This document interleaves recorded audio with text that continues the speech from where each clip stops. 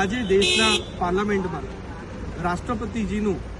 સંબોધન હતું, જેમાં પૂરા છેલ્લા 10 વર્ષમાં જે ભારત સરકારે નરેન્દ્ર મોદી સાહેબની અધ્યક્ષતામાં જે વિકાસની હરણફરણ કરી છે અને આવનારા 10 વર્ષમાં પણ ભારત કઈ રીતે વિશ્વગુરુ તરફ બની રહ્યો છે એની પણ રૂપરેખા જ્યારે દ્રૌપદી મુર્મુજીએ પૂરા રાષ્ટ્રની સામે મૂકી અને સરસ રીતે પૂરા દેશના લોકોએ એને વધાવી છે, પણ છતાં પણ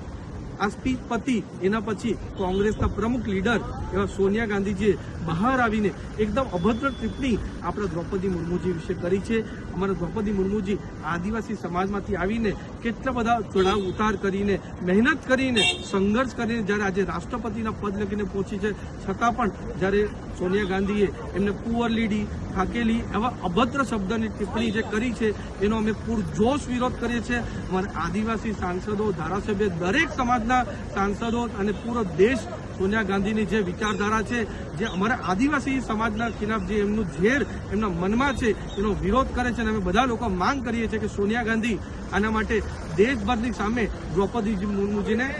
માફી માંગે અને પૂરા દેશને પણ માફી માંગે કે આવું અમારા આદિવાસી સમાજનું ઇન્સલ્ટ અને અપમાન અમે કોઈ પણ દિવસ સહેવાના નથી.